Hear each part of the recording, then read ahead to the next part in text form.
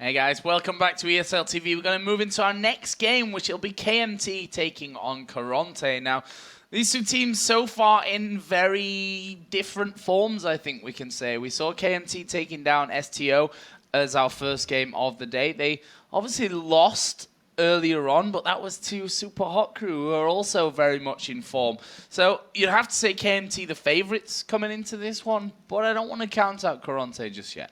No, Karont3 are in a situation where there's not so much to play for. It's probably still plausible, but no longer in their hands. However, KMT, they are under a lot of pressure here. They need to make sure this works, and obviously human beings being what they are, that can quite often work against people. Well, we are going to be moving into the bans and the picks. So I'll tell you right now, Malphite taken out here first of all by KMT, Evelyn banned by Karont3, and Shyvana for KMT.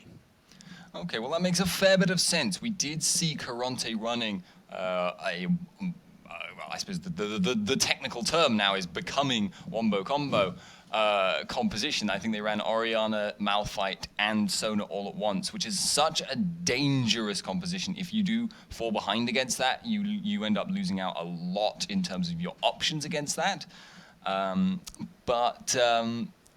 That being said, it didn't work out that well for them before. No, didn't work out for them at all. Apparently, one person is not in Champion Select, so once our producer wakes up and switches the screen. There we go. Good job, Tim. Yeah, apparently one person wasn't in Champion Select there. He was in the lobby all on his own. Sad times for him. Oh. But that'll get fixed here in a second, and we'll be all ready to go back into it. So, yeah, Tremnek just getting himself in, doing a rejoin, and we get back into the picks and bans. Yeah, that did seem like serious bans, so rebanning the same stuff, obviously, here. Malphite being taken out of it, as we mentioned. Evelyn, nothing too surprising in that respect. Yeah. Other than, it's just mostly the only one that's really standing out as like a strategic ban rather than just we don't want this overpowered champion in our game. Yeah.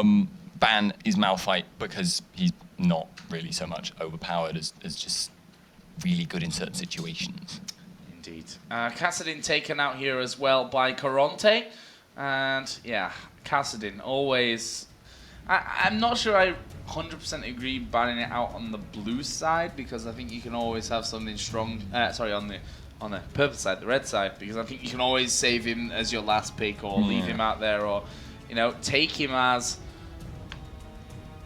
Or if he gets first pick by the blue side, okay, then you can just pick up a counter at some point. Yeah, it does kind of restrict your options though, because it means you can't, if you've got something, say you've got a composition with a mid lane in mind, for instance Orianna, then you can't safely pick that up. You can't say, well, we're definitely going to be able to run that safely because we know Kassadin's out of the picture, which is what they can now do if that's what they want. I don't think Teemo will be the pick here. It's not impossible, and it wouldn't be the first time we'd seen a team that didn't have much hope of progressing play Teemo, shall we say. Are you calling out TCM on this, or what? TCM? Sorry, TSM. Oops. I couldn't possibly say. You're going to get hated now for that. I'm not calling out. I don't have any problem with it. It's just, it wouldn't be the first time to be done. Well, teams. also in GPL, Singapore Sentinels play Teemo as AD carry, so let's not count it out of this one just yet. He's not been picked in that round anyway. But Renekton and Jarvan were picked up here for Karont3.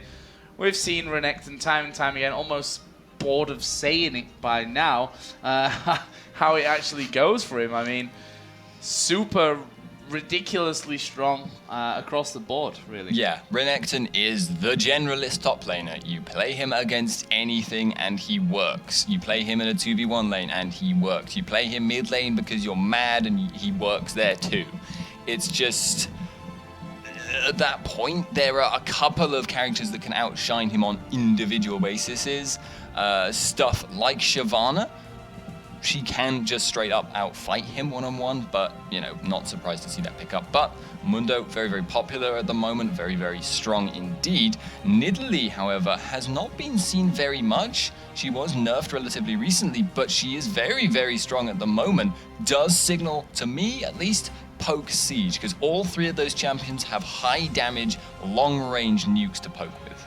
Yeah, indeed. And I don't know, we've seen Nidalee being banned out against KMT in the games that we've seen them. I'm kind of surprised not to actually have that again. I think it's always dangerous. As you said, Nidalee had the changes done where, you know, to stop you pouncing away from a spear to make the damage even more incredible, but still, she hurts, especially if you know, she gets rolling as well.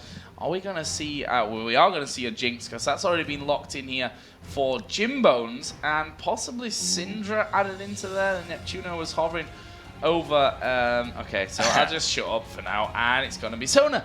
Yeah, Karont3 seemed to like messing with us on the picks there, because I saw the Anivia for a second, I was thinking, well, passive laning is generally more favored nowadays, and versus Nidalee, there wouldn't be that much to worry about. But no. I mean, it could still happen, obviously, it's an option, but taking the Sona does just give them that safe pick. They know they like that Sona support, they know they like AoE comps, and they're already building one, even in spite of the lack of their favored top laner for that purpose. Renekton does do very well, surprisingly, at that too. However, running Jinx on that does mean they're a little bit looking to kind of get some siege potential there, but that doesn't seem particularly wise if you're up against an opposing team that seems to be almost exclusively built to poke and siege. Indeed, and we see Olaf being hovered over here for KMT. No support up until now, but that will be changed here. Looks like Vander is going to get to lock in what he wants, and that will be a Fiddlesticks that they decide with. And again, you know, the likes of Dark Wind, which spreads throughout your team as you're trying to siege up against, you know, the likes of Caitlyn with the axes from Olaf and the spears from Nidalee, always a real pain. Yeah, getting Fiddlesticks Caitlyn is a really good windfall for them, because they are building a siege poke comp. A dark windfall for them indeed. Thank you, Freak. They are able now essentially to not only siege, go very close to towers, poke them down with the Caitlyn damage, but if Karont3 trying to engage upon them, they're going to have to contend with the Fiddlesticks Fear, and that makes life very, very difficult. It's also even more disruptive because Dark Winding, while they're in that siege situation, makes it very fiddly and difficult to engage, because it messes up the timing on various engagement abilities. It can really, really mess with people. Well, the final pick here for Karont3, for Neptuno in particular, is going to be Lissandra. Oh, okay, Lissandra does kind of fit with the theme here. AoE engage. That's basically what they are going for with their entire team composition.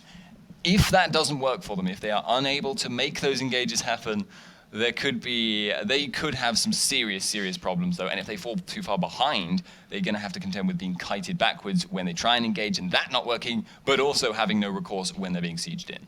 I'm allergic to Lissandra, apparently. Quite severely allergic. Yes, she's going to keel over and die at this point. I need Soraka to come in and heal me up. But no.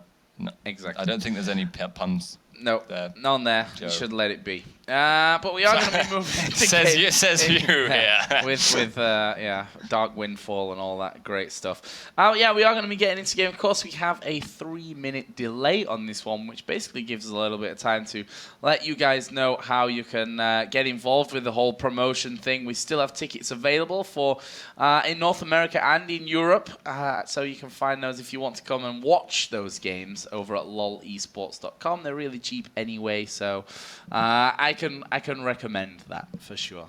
Yeah, well, you have probably got more experience than most of our viewers at being at these events.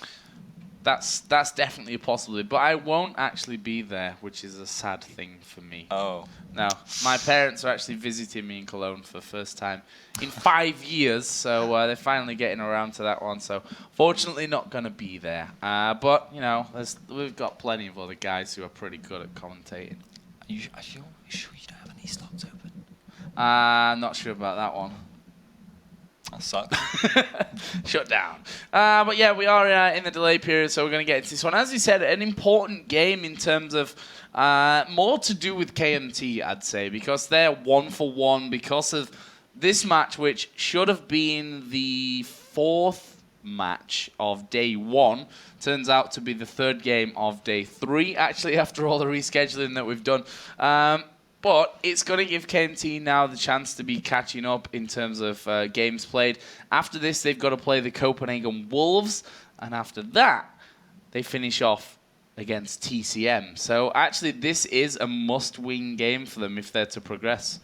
Yeah, they are now in a situation, if they can win this game, it puts them on a decent footing, essentially roughly equal with TCM. Playing against Copenhagen Wolves, though, they may almost want, like, I don't mean to brag on Copenhagen Wolves' behalf here, but it may almost be worth more for KMT to focus more on their other games and just accept that Copenhagen Wolves are an extremely good team. I don't want to say, give up, but,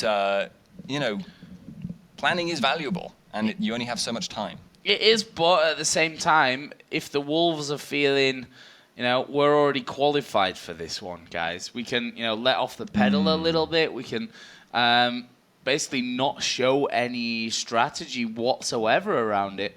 Then there's still a chance to actually take them down. And I think if you go into every game with the mindset of KMT that we can win this one, whether that's against Karont3 right now who are 0-for-3 or the Wolves who are 3-for-0, if you pick up a surprise win along the way there, that's probably going to push them into a position where they could qualify. I mean, yes, they've got to... If they beat Karont3 and they pull off a surprise win against the Copenhagen Wolves, again, it all comes then down to that final game against TCM. So much riding on that particular matchup. Yeah. I mean, we assuming things go the way we would predict them to, that is what is just going to decide absolutely everything. It's possible, though, that situation will not occur, and that game becomes almost irrelevant. For instance, if KMT lose this game and the next game, that puts them, pretty much out of it, whatever they do at that point. Well, actually not. That's the funny thing, because it had put them at 1-for-3. And TCM are 2-for-2. So if they still beat TCM, they'd be tied with them. So even if they lose these next 2 games... that would mean they would win as well, because if you have a winning record in a tie against that team, you win, don't you? As far as I know, yes. I think if KMT and TCM are tied, then the winner of that final game will technically go through anyway, even if they're tied up. So there is literally everything riding on that final game. But we've got a lot to come between now and then. I mean, STO, who are 0-for-3, Karont3, who are 0-for-3, they can still get to a 2-3 position in the group. Anything can happen. Some things are much less likely to happen than others, though. But we are actually underway now. So, Joe, what are you thinking? I think this is KMT's game to lose almost. I mean, again, I don't want to bash on Karont3 or anything, or really say that they're not capable of winning this game, because that is certainly not going to be the case. But I think that KMT on paper and form-wise have shown us here that they are the stronger of these 2 teams. But as such, Karont3 might try and go for something a little bit crazy this game. I mean, they don't have that much to lose. As I said, they still can get through with a 2-3, but chances not huge. Yeah, and Karont3 at this point, they cannot afford for things to go wrong. But at the same time, things can go wrong very, very slowly, and they have an explosive team composition. They get ahead early, they can really, really punish really, really hard just by engaging over and over and over again. They also actually do have pretty decent map control. They just can't let KMT get into the situation where they are split pushing with Zaxus and then having him move down to join up with the team. And they can't allow themselves to get pushed back into a situation where they are behind at a tower, slowly being poked down and unable to make an engage happen. Okay, that's just going straight in there from that one. A flag coming down from Jarvan, so they know that there's at least a couple of people on that top side. Dragon's going to get forced out of the blue buff area here as well, and KMT basically just shoveling themselves in on the enemy blue buff. They should be able to take this one away. I don't imagine that Dragon will come over and try and stop this one from happening, so it is going to be Jankos that does get himself the enemy blue. The question is now whether they can hold their own or whether they'll even try for that. Well, they know that there's a 2v1 swap up here. That's why Olaf is actually going for the invade. He knows he has the support if that is what's going to happen. And Overpower has a red buff, by the way. Yeah. Ooh, that's going to make Lissandra's life very difficult at this stage of the game, because Nidalee, normally not a very high damage mid laner at the start of the game, because she's got the red buff, because she's got the level advantage, Lissandra is forced away from the minions, which puts her straight into spear arc range there. That's really, really dangerous for her, and it'll disappear as time goes by, but that actually changes the whole dynamic of the game, because Lissandra normally is going to push Nidalee to her tower and cost her a lot of CS early on. Yeah, that's just overall not a good start here for Karont3, is it? The steal from Overpower's spear, getting him the red buff, which means that Eco didn't get his red. His blue was stolen away. Olaf secured his own blue as well, and now Olaf's going to get his own red. Like, literally the worst start that could have happened, I think, without him dying. Yeah, I think that's actually a pretty fair assessment right now. And well, KMT, they are getting their momentum going as a result of that. They've also started to put quite a lot of damage on this bottom tower. You can see a massive, massive wave has built up. Mundo, you would actually think, is a weaker tower supporting top laner, but he's not the one where it looks like they're going to be babysitting. Jarvan in bot lane, not actually going to be doing anything himself either because of that poor start. He's normally at this time would have the potential to go for an aggressive gank, but as a result, KMT are able to now just do as much damage as they want without fearing retaliation. Yep, sat back and soaking up the farm as they go from this one. They're ahead on all fronts, really. The AD carries are tied at this point, so I'll not say that one of those two has an early lead, but Xaxus here is going to get the next wave coming up onto him very shortly, and he's should be able to soak up a bit more of this pressure, but Jimbone's doing a lot of damage to the tower already. Actually, Jankos coming around will just sidestep the zap, which would have slowed him down to a point where he couldn't have got involved there anyway. Yeah, indeed.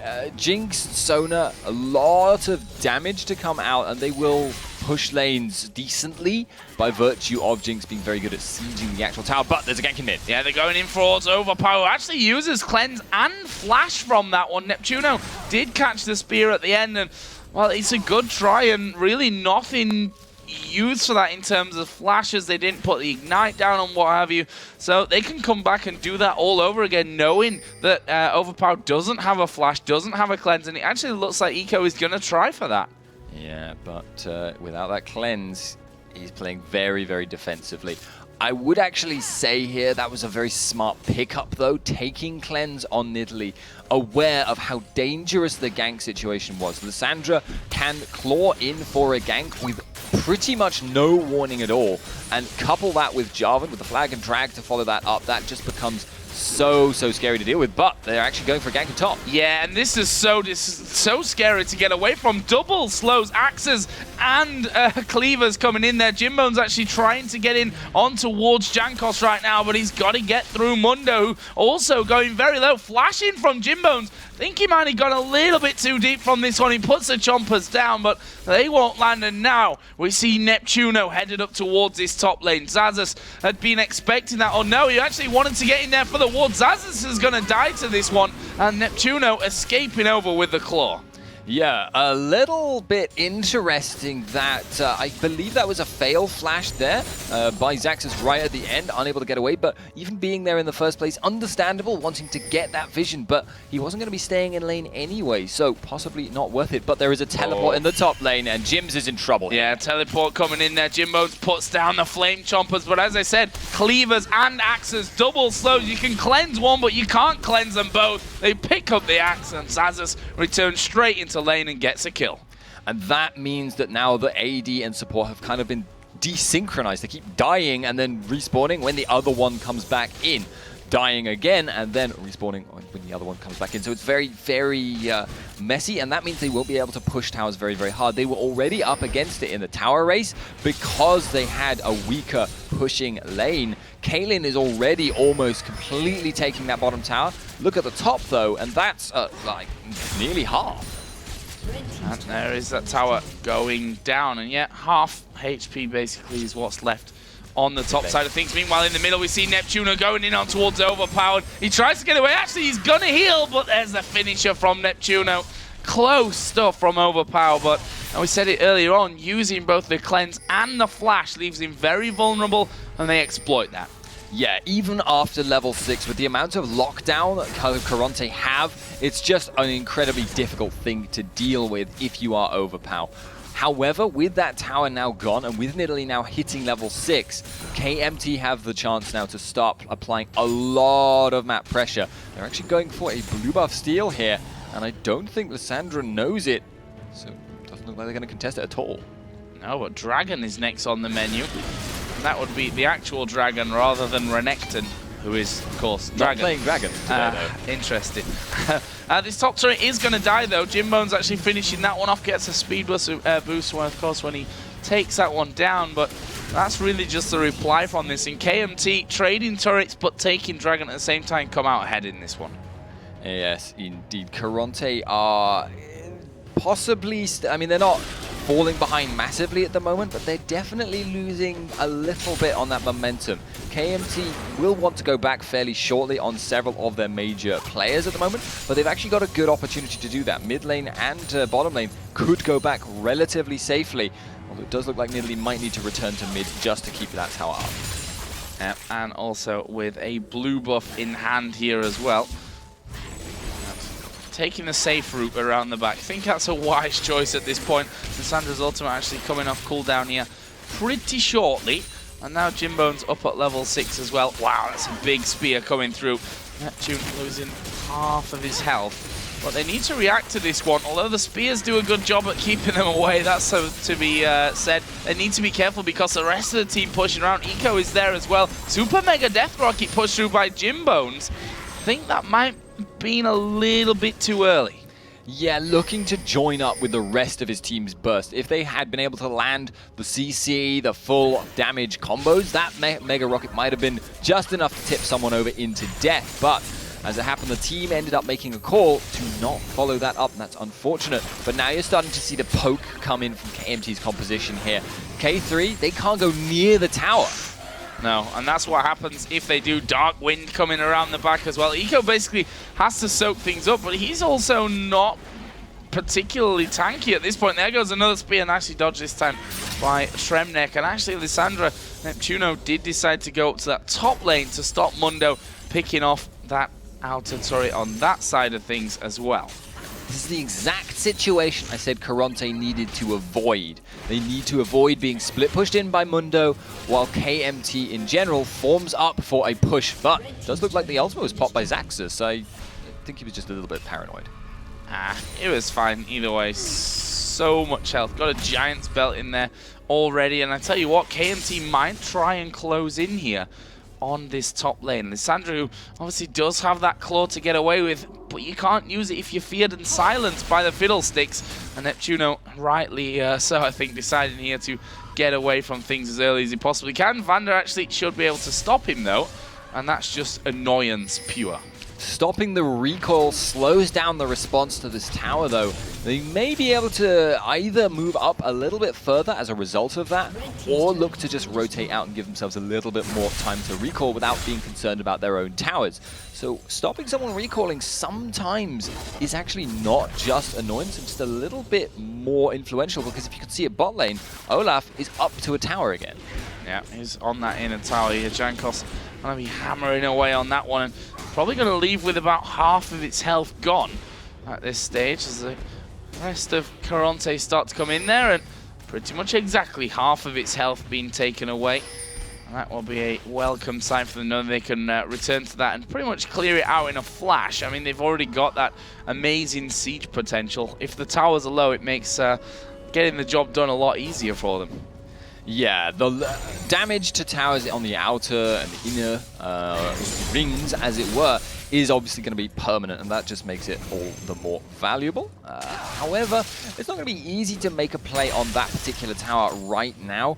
Generally, a composition like KMT's is more favored by forming up and pushing the mid lane. They will do split pushing, but Mundo is mostly going to be top, and opportunistic pushing, like we saw there from Jankos, might go to bot lane, but mostly he'll actually try and stick with the team or kind of in the jungle between Mundo and the rest of the team. A pink ward actually put down there in the tri-bush, as in the top side there, as Overpower does clear that one out. And with these duos, I say duo, that's obviously Olaf and Fiddlesticks rather than Caitlyn and Fiddlesticks. In his top lane, actually, Xaxus doing a good amount of damage. Dragon actually going to pop here his ultimate, and Xaxus will do exactly the same and just goes charging on away. Yeah, walking out because he just won't get pinned down by Renekton. He doesn't have enough crowd control.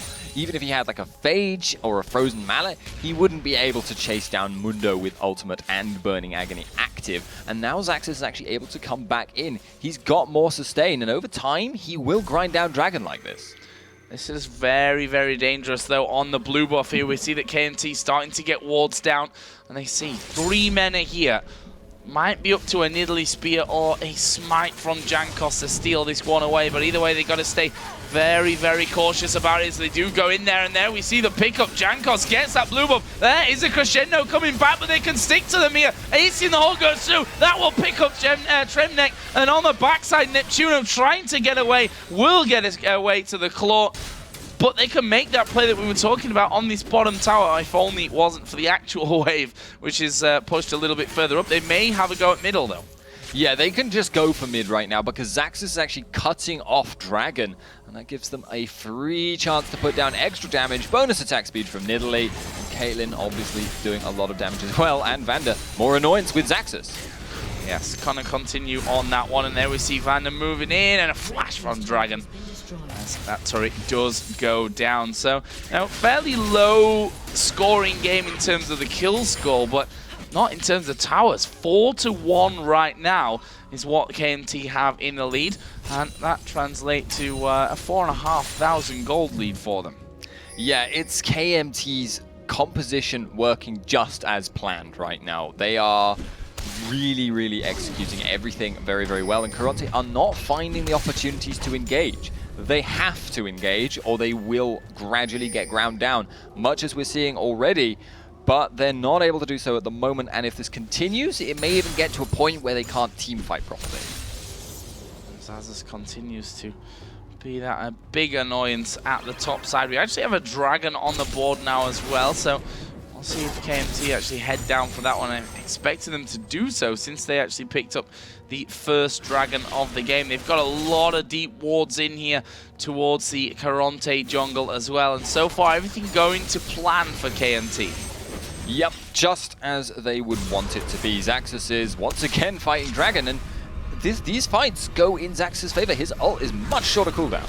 Yeah, and Dragon here actually taking a lot of damage. Going to be forced to pop Dominus, and that's exactly what he's trying to bait out of him every single time that he goes up there. And so far, he's certainly managing that. Got that Sunfire cape now in there, and the Dragon does get picked up by Jankos.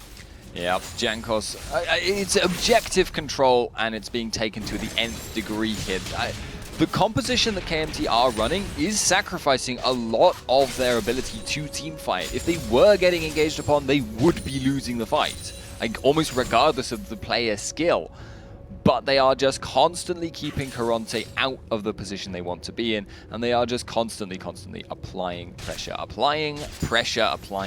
and I don't think at the moment that Karont3 really have an answer to it.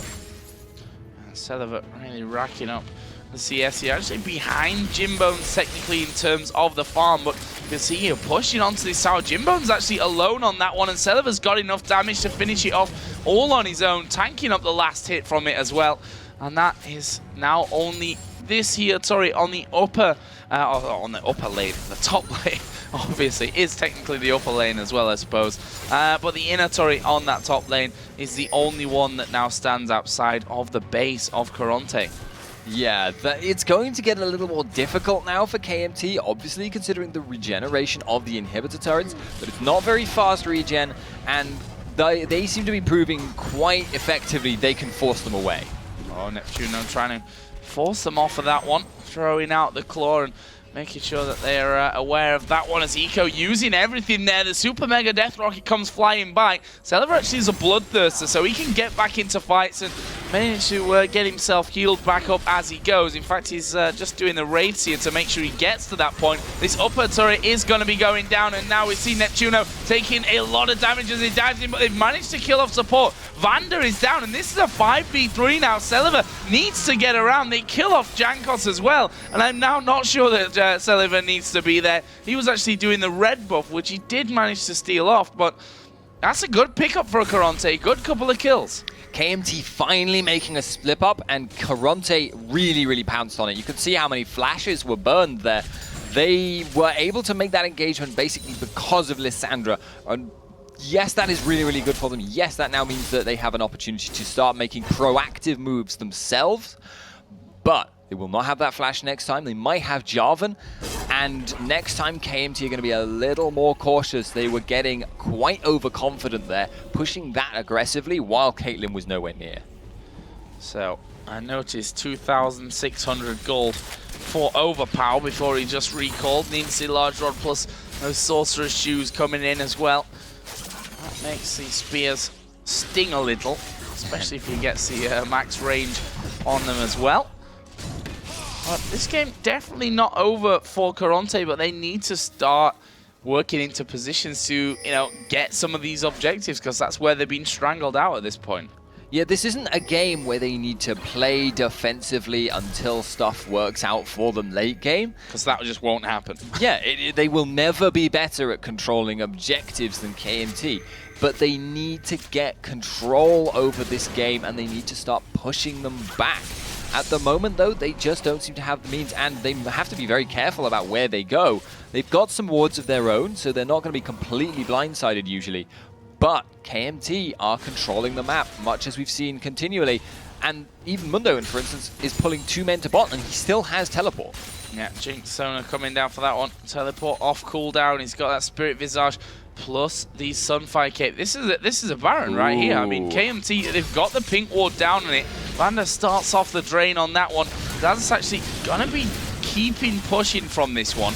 So they've got a decision to make. I mean, Xaxus doesn't need to go there right now. When they see Renekton, that might change. Mega Death Rocket actually going in towards Overpower here. He's going to take a lot of damage. He's going to heal up from that one. I think he should be able to escape it as well. Meanwhile, Baron was stopped there as the spear does in fact land. And now Xaxus is coming in. The rest of the team going to close around. Are they going to be able to get in? Jankos slowed by the zap. They do, of course, lose the support. Ace in the hole going to go through. No, not quite enough damage to finish off Neptuno. And they run away, just about surviving. Jimbones actually is going to cleanse, gets feared back, and they keep going for this one. A spear flashes in. Jimbones sidesteps that one. What, that Baron attempt, not able to finish it off. They almost got 2 kills for it, got 1 in the end on towards Tremnek, and now they might be able to have a good go at this inhib turret.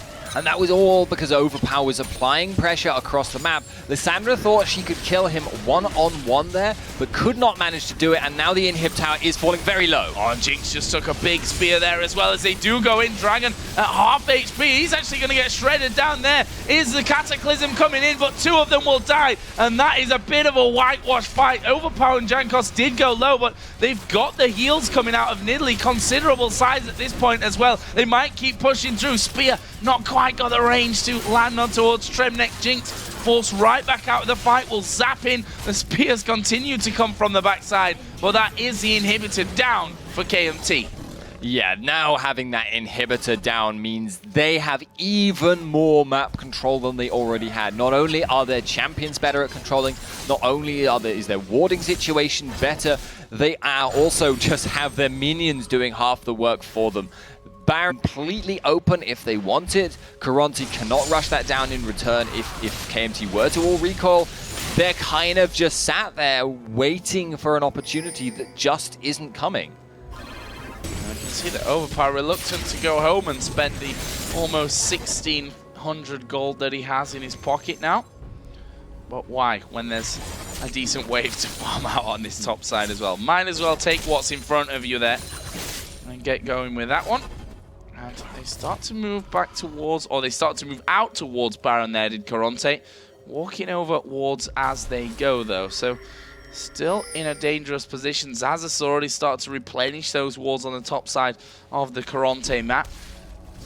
And they're spread out at this point. They're going to try and catch Jimbones, and it only takes one axe to land, and there is the axe. And Jimbones, I'm sorry, but you're not going to escape from this one. Olaf can't be stopped by the Flame Chompers. There is the Drain coming in. Jankos finishes off. Yeah, no cleanse available for Jinx means no way he can get away from that. And even if he had cleanse there, Olaf could have chased that down. Ghost is a really, really powerful chasing ability on Olaf. Picks up his axe and throws it again. You've got no second Xaxus cleanse. in the top lane could be in trouble here. Yeah, he's going to be pushed down by 2 men. But or not. Yeah, but he's Mondo, you know. Some fire cape. He's healing now. 83 a tick he's getting from that, which is... a lot. Well, a lot, yeah. Middle turret is now open up thanks to that. Thanks to, once again, Karont3 being dragged away by the big Mondos. We are going to see Crescendo coming in. They're going to try and lock down Celiver. They do manage to kill him. Super Mega Death Rocket comes through, but that won't connect with anyone. But they might lose Jankos from this one. Overpower just trying to chip them down with the spears. Won't be enough to save his teammate. And that will be a 2-0. These are the kinds of opportunities that Karont3 need to take. But the problem is that even though they've just killed 2 people, they are the ones being pushed in. They've just lost the tower. Mundo's still applying pressure in the top lane. They just aren't close enough now in gold that even if they take a tower, they can take an objective off of it. So what can they do at this point? The answer seems to be just nothing unless they get an ace. They need to go all in and get the job done. I mean, that was a great one, locking down Celiver, but if he's positioned correctly, he probably shouldn't be that far forward anyway to be in a position where he can't flat out escape from the Crescendo in the first place. Yeah, flash stun engages. That's basically what Karont3 have. That is like the options list. That is the one thing that is on their list. That being said, they can't do that all the time. They do have, however, a couple of flashes up right now. Soon as Crescendo is up again, they should try and force an engage. But the problem is, as long as they feel threatened, KMT have almost no reason to be as aggressive as they were there. It's unlikely you'll see Celiver get caught out like that again. Well, they're going to do Baron, and Celiver, of course, can attack it from over the wall here. They've got overpower to zone them out completely, and this Baron is going down. This time they're not going to come off it, and Karont3 can't get anywhere near it, and there is the Baron going down. 8-6 in kills, 12,000 gold now they lead. 8-1 in turrets as well. Only the top outer turret died, and that died within, I want to say, 7-8 minutes of the game starting. Yeah, Karont3 now looking really, really in a bad spot. Neptuno might die here. Yeah, he's going to get caught out. Ace in the hole going to come through. Oh, well, he uses his ultimate on himself, which keeps him alive for a little while, but not for any longer than that. The inhibitors are now back up, but there's super minions there with him as well. And I tell you what, with Lissandra now down for 30 seconds, they could get both inhibs. If they get one more kill, they might think about trying to end it. Yeah, Xaxus is tanky enough that he can take tank turrets straight up very easily. And I also want to just note, by the way, he's built quite a lot of flat magic penetration here, basically for his cleaver base damage. But it just looked like they're going to go for it. Yeah, they're going to go straight in for the fight. Tremnek dying under the tower, and Jankos, Xaxus, both so very, very tanky as Jimbone's getting hit here as well from Celiver. The Piltover did land, and there is an axe on Jankos. He's actually flashed back into the fountain, and now Jankos finds himself in a little bit of trouble. Fear comes down onto Dragon, but the rest of the team are hammering away in this whole time on those Nexus turrets, and both of them are going to go down from this one. Dragon has managed to force Xaxus to back away. His ultimate is running at this point, but I think KMT might have been faced off from this for a little while, but with Baron on, they're going to be regenning. They might just come straight back here in a second. Yeah, they've got no... Well, they can. The world is their oyster at this point. They've got complete control over the map. They don't have to go back right now, but they will, just because they're going to buy more items, just because they're going to make their victory that little bit sweeter. And now they can either push the top or they can push the Nexus. And either way, honestly, it works for them. They're going to get double super minion waves if they go for that top tower. I don't see Karont3 defending that viably. They might not want to go for the Nexus straight up just because with the spawn fountain that close, it's hard to push Karont3 back long enough to really poke it down. But even if they did do that, it's still actually not that impossible for KMT to just take the Nexus anyway. Yeah, they can probably just rush in there, and Olaf going to be doing more damage as you attack him. That's true, actually. So you leave him at what he's sat there attacking it with, or do you take him lower so he's hitting it faster? That's a hard one to call. Kill the enemies. Yeah, that is basically the plan. That is just kill him, but I'm not sure that they really can at this point. He has got a lot of health built up, very, very tanky with Aegis in there with the Sunfire Cape and the workings of that Randuin's Omen as well. They're trying to defend their final inhibitor here, but I'm not sure that KMT really care about that one too much. They're going to take it here just for the sake of it. As Tremnek catches the ace in the hole, that takes him down to less than half HP. Jankos being fought by Dragon here in the middle as well, but the fear comes down to Jimbones. He gets finished off. Zaza's not going to be locked up by the crescendo, and now they're going on to Eco as well. They want as many kills as they can before they finish off this game. Finally, they realize it's time. Finish off the the Nexus and take down Karont3. Karont3 now 0 for 4. Their chances are done. There's no way that they can qualify anymore, but KMT have really lit up this group now because we have so many possibilities still. Good odds, essentially, for KMT now. They are not necessarily on equal footing with TCM, but they are in a good standing by comparison with anyone else. Okay, so we're going to bring that up, I assume, in just a second. I'm going to refresh it first this time. So that it doesn't just randomly refresh as we go through. It's taking its sweet time, but it's going to go in there. Okay, so let's have a look at that then. These are the stand-ins right now. So the Wolves, 3 for 0. Super Hot Crew, 3 for 0. KMT now sat at 2 for 1.